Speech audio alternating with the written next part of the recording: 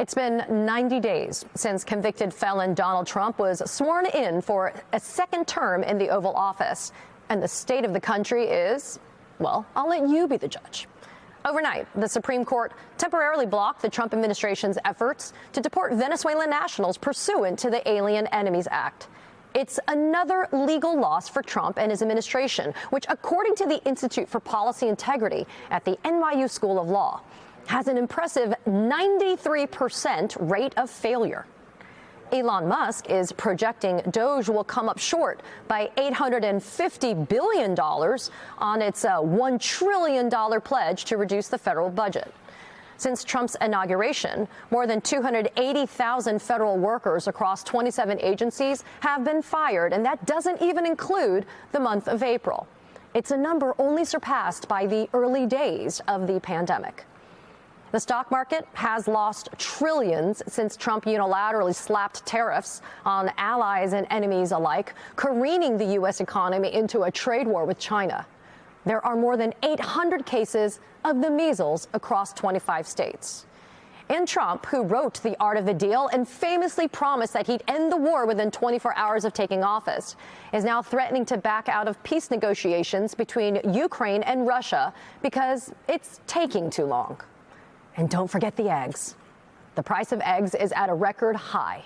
It's a new record high, $6.23 per dozen. But Trump says prices are, quote, getting too low for your eggs.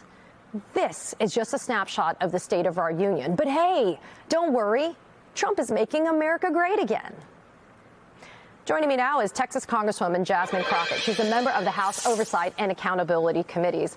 Congresswoman, it's good to see you. We just got that ruling at 1 a.m. from the United States Supreme Court. The court doubling back on an earlier ruling, giving the administration the go-ahead to deport these individuals. Do you feel hopeful, though, that the courts are trying to rein in Donald Trump? Are we really set in a constitutional crisis now? Because Trump flaunts the fact that he has no intentions of bringing Abrego Garcia back to America. I mean, check out what was posted on X yesterday by the official White House account.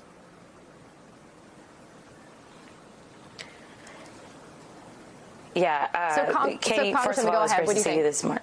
Yeah. Yeah, so first of all, it's great to see you. And one of my colleagues actually put this post up in a group chat, and I was like, okay, this isn't real, right? Because it was just a picture. And then she was like, no, it's absolutely real. And I was like, who are we and where are we living and who is running this country? Because the level of childness that we saw in this post, but also just the level of cruelty and the level of admission that we've seen, right? Like, Katie, you and I both know that ultimately this is not the last that we have seen of this post. This post will most likely show up in some court filing when they are trying to determine whether or not this court has, or I'm sorry, this administration has intentionally decided that it wanted to ignore a court order. This will most likely show up in a contempt hearing. So I don't know why, I don't know who's advising, or I don't know if they really do care. The reason that I was cheering, though, was because of all courts, I cannot imagine that it was anybody on really this court, this particular court, that at 1 a.m. decided that they were going to do right, besides obviously the three that have their heads on correctly. So the fact that this wasn't a 9-0 decision is still very disappointing, but the fact that we got to a 7-2 is a win, especially at 1 in the morning. And essentially what this does is kind of like what Judge Boasberg did when he said, hey, stop, do not deliver those people into El Salvador, turn that plane around. Basically, they're saying that plane better not take off, and we know how y'all like to act. So we will see ultimately what the Supreme Court comes up with, and I'm not necessarily the most hopeful about the Supreme Court, but we also will see how this court decides to act. And I think right now they're trying to figure out, is this a administration that will even ignore our court orders? And I think that that may sway how they decide to rule on this particular underlying issue. And, you know, Maryland Senator Van Hollen just went to El Salvador after meeting with Kilmar Abrego Garcia. He said he thinks that El Salvador was feeling some pressure, and that's why they let him meet with him. But ultimately, Nayib Bukele saying he's going to remain in the custody of El Salvador. We need to see more action, though, from people kind of emulating what we saw from Senator Van Hollen, right? Yeah, no, absolutely. So first of all, kudos to Senator Van Hollen. And honestly, that's what it looks like to be an elected representative.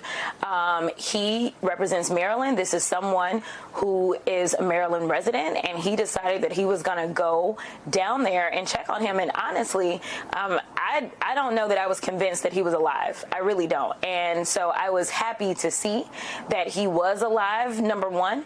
But number two, if Senator Van Hollen can get down there, if the president can get up here and get to the White House, then I don't understand why we can't get Abrego up out of there. I mean, we know that they admitted that they were wrong. Now they're trying to double back and say, well, he's this terrible person and all this kind of stuff. But here's the reality. As far as I'm concerned, he's a lot less criminal than the person that's sitting in the White House. Because last time I checked, he doesn't have any criminal convictions. I don't even think he has any outstanding cases versus the guy that still had cases pending when he was sworn in on January 20th and also has 34 felony convictions. So listen, I don't want to hear anything from the Republican Party about how they're trying to keep us safe when their fearless leader is actually the biggest criminal thus far that we have seen, because I haven't seen anybody with a rap sheet that looks like the president's.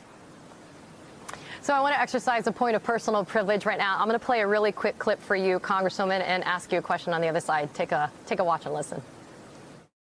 My next guest joining me now is Texas State Representative Jasmine Crockett. Representative, so happy to have you here. I know you had a busy day yesterday. Well, Texas State Representative Jasmine Crockett, thank you for being here, and thanks for all of your advocacy. We appreciate it. Okay, that was you and I 3 years ago.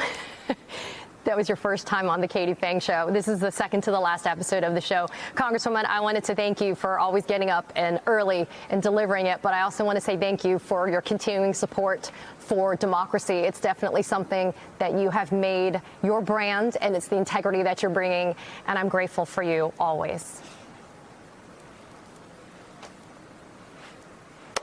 We'll miss you. Oh. You can't have me crying at the beginning of a show, Jasmine. Congresswoman Jasmine Crockett, you haven't seen the last of me. Thank you for being here and getting us started today. I always appreciate you.